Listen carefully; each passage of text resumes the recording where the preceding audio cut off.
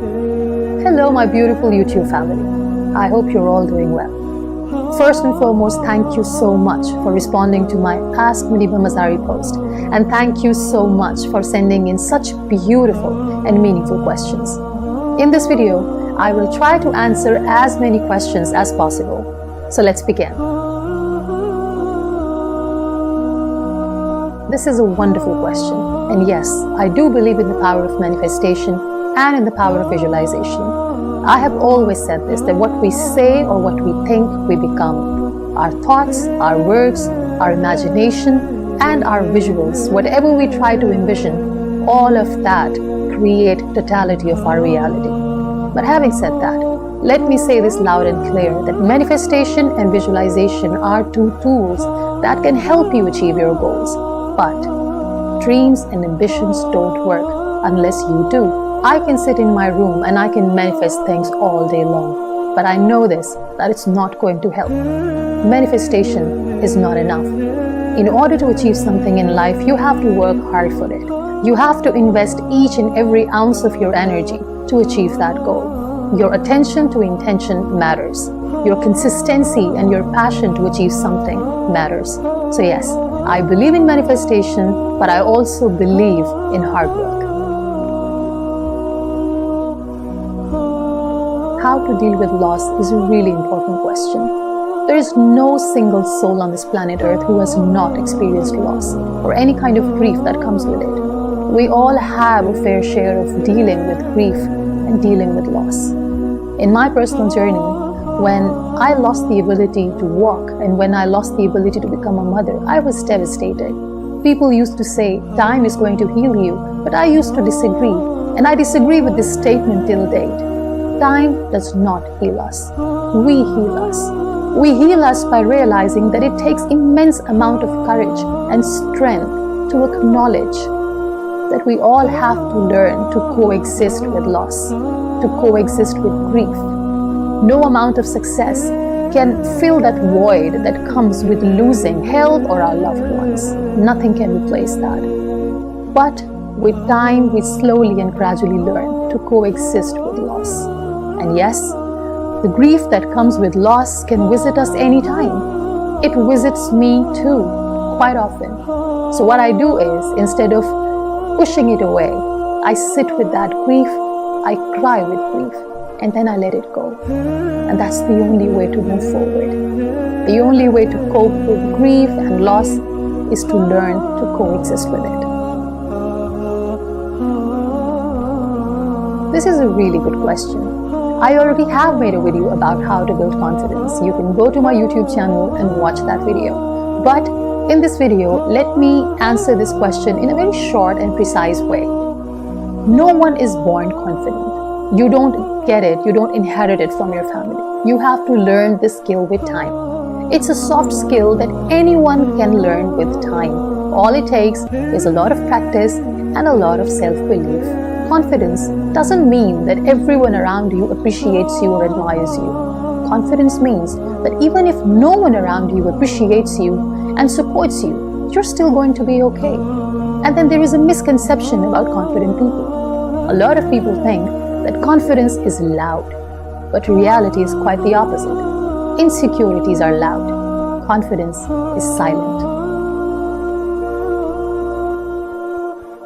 To err is human, and to forgive is divine. How sad it is to see that it's so much easier for us to forgive other people, those who wrong us.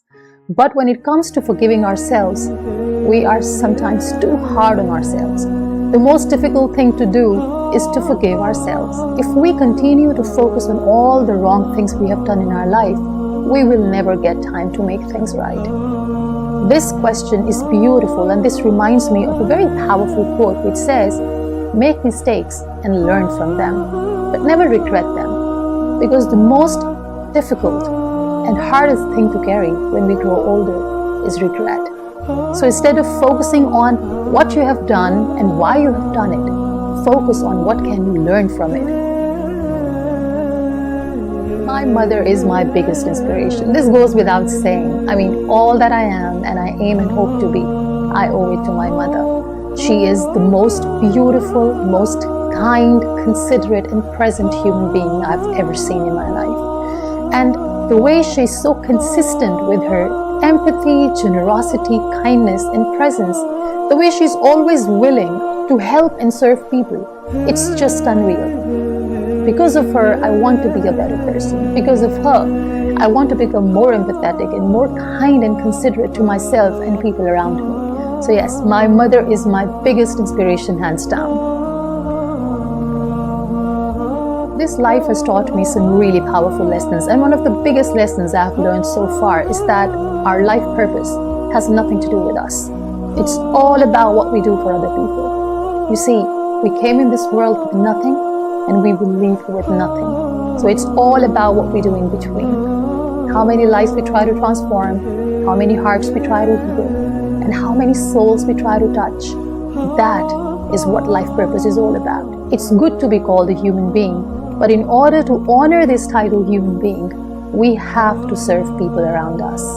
My mother always says one thing, that when you try to help someone unconditionally, without expecting anything in return, God has His way of paying back, and God never forgets. All that compassion and empathy will come back to you when you least expect it and when you need it the most. So if you truly want to find purpose in life, go and serve people, and you will be blessed with so much more. And you don't have to find peace when you help people. When you help people unconditionally, peace is going to come find you, and it will stay forever. This is a really important question, and I think it's the need of the hour to answer this. So many of us are suffering silently, weighed down by the fear of being judged by other people.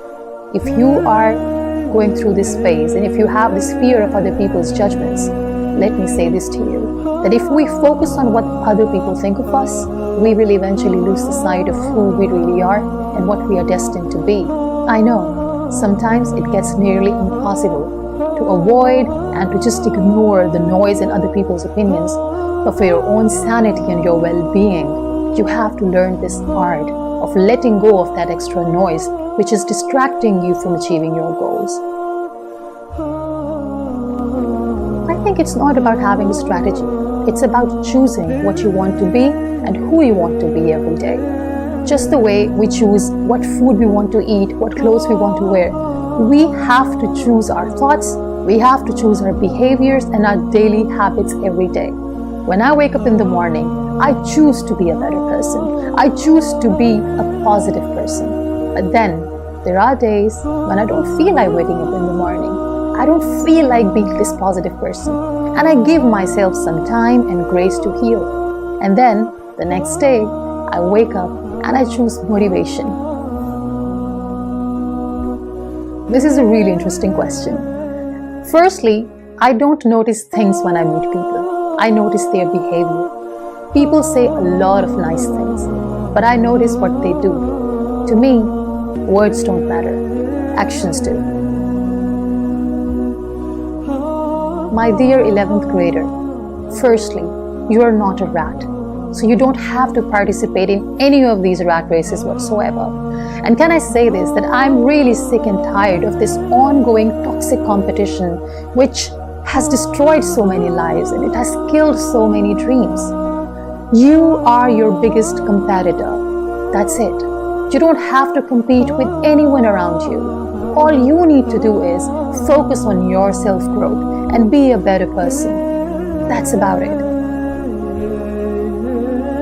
Well, the best thing about being a motivational speaker is that you get to travel around the world and you get to meet the most positive, incredibly talented and purpose-driven people.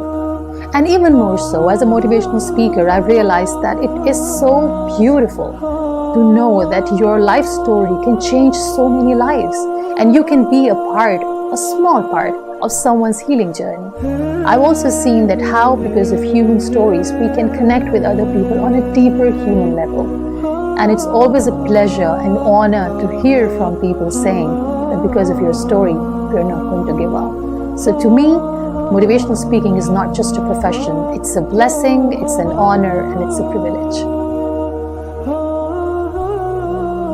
To me, being significant is a lot more important than being successful. What kind of legacy do you want to leave? And how would you like to be remembered? These things matter to me. And I've always said this, and I'll say it again, that name, fame, titles, accolades, they will come and go. But your positive impact on your society and people around you will last longer. So instead of focusing on being successful, focus on being significant for people around you. Well, I have received so many beautiful advices from around the world, but one of my most favorite advice would be, when you look at the people in your circle and you do not get inspired, you don't have a circle, you have a cage.